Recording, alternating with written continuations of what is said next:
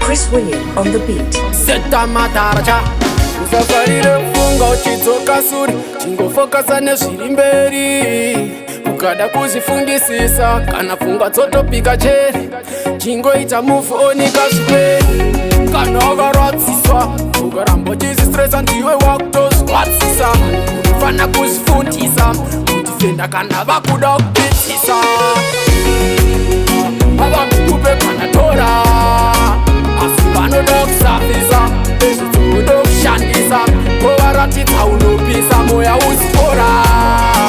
Haufanire kupikwa-pikwa uziwe kutambisa, unofanira kuvambisa kana zvichibvira mamisa. Ndine nyaya yangu amen, ndine kamwe kabhebi kandakatuka amen, kaita skirira kadhakwa kakapfeka mini, apa kakudzoka kakapfeka kameni. Kanofunga ndiri fu kabva kundozviisa kumaketi, ndako handina maquestions, ndine mabroken promises.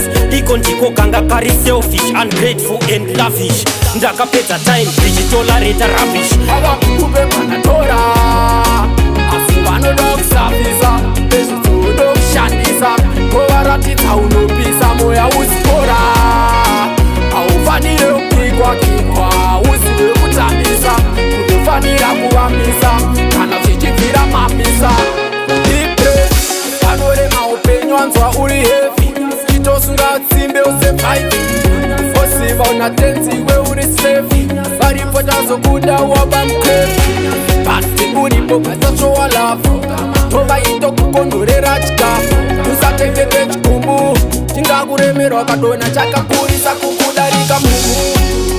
Havamikupe panatora asi vanoda kusafisa, ezvitsodo kushandisa kovaratidza unopisa moya uzikora.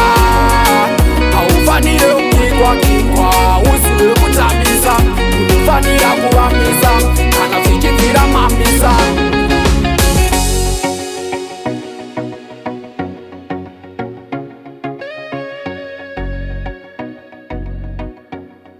ChrisWilliam on the beat.